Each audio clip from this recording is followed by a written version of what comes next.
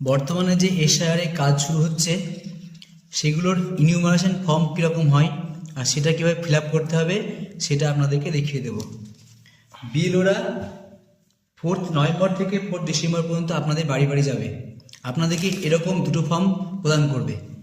একটা ফর্ম ওরা নিজের কাছে নেবে, একটা আপনার নিজের কাছে রাখবেন। ফর্মটা কীরকম হবে তার কপিটা কোথায় কী লিখতে হবে আপনাদেরকে দেখিয়ে দিচ্ছি। এখানে ইলেক্টরস নেম, এপিক অ্যাড্রেস, এখানে আপনার ভোটারের নাম, এপিক নাম্বার, ঠিকানা অলরেডি পিন করা থাকবে। পাশের ঘরটা বলছে serial number, part number, name, AC name, এইগুলো প্রিন্ট করা। আপনাদের কোনো কাজ নেই এখানে। এখানে আপনার কিউআর কোড দেওয়া থাকবে। আপনার এটা নিজস্ব কিউআর কোড, একই ফর্মে দুটো ফর্ম যেটা ইস্যু হবে দুটো কিউআর কোড একই হবে। আপনাকে এইখানে এই পাশের ঘর যেটা বলছে পেস্ট কারেন্ট ফটো, এখানে আপনাকে রঙিন পাসপোর্ট ছবি একটা ছাটিয়ে দিতে হবে। পরবর্তী ঘর যেটা বলছে ডেট অফ বার্থ, এখানে আপনার জন্ম তারিখটা লিখতে হবে। আধার নাম্বার অপশনও বলা আছে, এখানে আপনার আধার নাম্বার দিতে হবে। আপনি চাইলে সেটা না দিতেও পারেন। মোবাইল নাম্বার দিলেন। তারপরে ঘরে ফাদার্স আর গার্জিয়ান নেম, আপনি এখানে আপনার বাবার নাম লিখলেন। ফাদার্স আর গার্জিয়ান এপিক নাম্বার, এখানে ওনার ভোটার কার্ড নাম্বারটা লিখতে হবে। মাদার্স নেম, মায়ের নাম লিখতে হবে। মাদার্স এপিক নেম, মায়ের ভোটার কার্ড নাম্বারটা এখানে লিখতে হবে।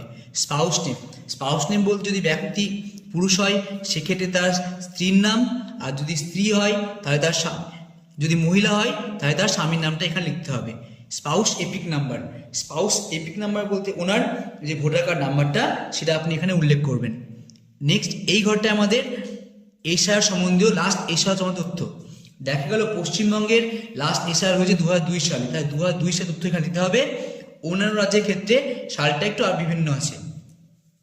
এবার প্রথম ঘরটা বাম দিকে যে ঘরটা আছে, বাম দিকে ঘরটা হলো যার নাম বর্তমানে এখন ভোটার লিস্টে আছে এবং 2002 সালেও ছিল, তাকে বাম দিকে ঘরটা ফিল আপ করতে হবে।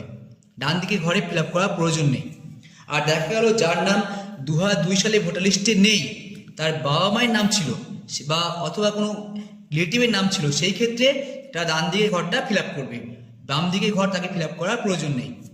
এবার যাদের নাম 2002 সালে ভোটার লিস্টে ছিল সেই ক্ষেত্রে তারা কি করবে, ইলেক্টর নেম, ইলেক্টর নেম বলতে নিজের নামটা এখানে লিখলো। এপিক নাম্বার, সেই সময় যদি ভোটার কার্ড নাম্বার দেওয়া থাকে লিস্টে সেই এপিক নাম্বারটা এখানে লিখবে।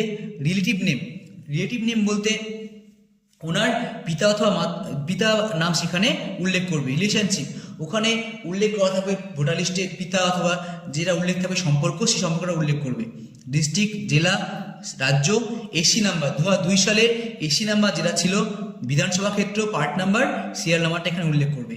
এটা গেল যেটা যার 2002 সালের নাম ছিল এখনও আছে, তার তথ্য বাম দিকে ঘরটা ফিল আপ করবে। এবার দেখা যাচ্ছে এখন ভোটার লিস্টে নাম আছে 2002 সালে তার পিতা মাতা অথবা অন্য কোনো রিলেটিভের নাম আছে, সেই ক্ষেত্রে তারা ডান দিকে ঘরটা ফিল আপ করবে। Details of the relative whose name is given in the previous column last এশার, লাস্ট এশারে যার রিলেটিভের নাম ছিল সেই ক্ষেত্রে দেখা গেল আমার নাম 2002 সালে ভোটার লিস্টে নেই, তাহলে আমার পিতা মাতার নাম থাকবে অথবা আমার দাদু ঠাকুমার নাম থাকতে পারে, সেই ক্ষেত্রে আমরা সেই নামটা এখানে লিখবো। পিতার নাম লিখলাম এখানে। 2002 সালে এপিক নাম্বার যেটা ছিল সেই ক্ষেত্রে লিখলাম। রিলেটিভ নেম, এই রিলেটিভ নেম বলতে বোঝাচ্ছে পিতার নাম যেটা লিখেছি ওনার আত্মীয় নাম যেটা ভোটার লিস্টে আছে 2002 সালে সেই নামটা এখানে উল্লেখ করবো। হয়তো দেখা গেল তাহলে এখানে দেখা গেল ওনার বাবার নাম হতে পারে। রিলেশনশিপ, তাহলে এখানে লেখা যেটা আছে সেটা পিতা হবে। ডিস্ট্রিক্ট, জেলা, রাজ্য, এসি নাম্বার 2002 তথ্য, 2002 সালে আমার রিলেটিভের যে তথ্য ছিল AC number, part number, serial নাম্বারটা এখানে আমরা ফিল আপ করবো। পরবর্তী ক্ষেত্রে আসছে এখানে ভোটারের সিগনেচার। দেখা গেল কোনো ভোটার বর্তমানে বাড়িতে নেই, সেই ক্ষেত্রে তারা কি করবে, তাদের বাড়ির কেউ এখানে সাইন করতে পারে। যদি সে 18 বছরের ঊর্ধ্বে হয় তাহলে পাশে সাইন করার পর পাশে সে উল্লেখ করে দেবে তার সঙ্গে তার সম্পর্কটা কি। যদি দেখা গেল আমার বাবা সাইন করছে সেই ক্ষেত্রে ব্র্যাকেটে পিতা লিখে দিতে হবে। দেখা গেল আমার বোন সই করছে সেই ক্ষেত্রে ব্র্যাকেটে বোন বলে উল্লেখ করতে হবে। এখানে বিএলও সিগনেচার আছে।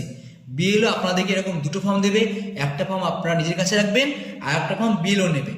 বিএলও যখন ফর্মটা নেবে তখন আপনার সমস্ত ডকুমেন্ট ভেরিফাই করে নেবে, আপনি যে তথ্যগুলো দিয়েছেন সেগুলো মিলিয়ে নেবে, কিন্তু শুধু আপনার থেকেই ফর্মটাই সংগ্রহ করবে, অন্য কিছু নেবে না। এবার আসি অন্য একটা ক্ষেত্রে। দেখা গেল যার নাম বর্তমানে 2025 সালে ভোটার লিস্টে আছে কিন্তু তার আদি বাড়ি ছিল হয়তো আদি বাড়ি বলতে তার পিতামাতার ঠিকানা আছে অন্য স্টেটে, তাহলে সেই ক্ষেত্রে সেই রাজ্যে সেই রাজ্যের এসআর যবে হয়েছিল সেই ডিটেলসটা এখানে উল্লেখ করতে হবে।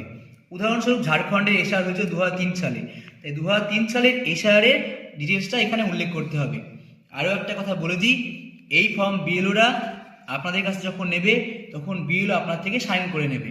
এবার কোনো স্পেসিফিক ক্ষেত্র, যেমন দেখা গেল বর্তমানে আমার নাম আছে, আমার ফ্যামিলির নাম, ফ্যামিলি পরিবারের বলতে পিতা মাতা দাদু ঠাকুমাদের কারোর নাম সে সময় নেই, সেই ক্ষেত্রে তারা কী করবে, তারাও এটা ফিল আপ করবে। দেখা গেল তার কাকু অথবা জেঠুর নাম আছে, তা সেই ডিটেলসটাই উল্লেখ করলো, কিন্তু সেই ক্ষেত্রে তাদেরকে তাদের সঙ্গে যে সেই ব্যক্তি তার কাকু হচ্ছে সেই রিলেশনশিপটা তাকে প্রুভ করতে হবে বিএলওর কাছে।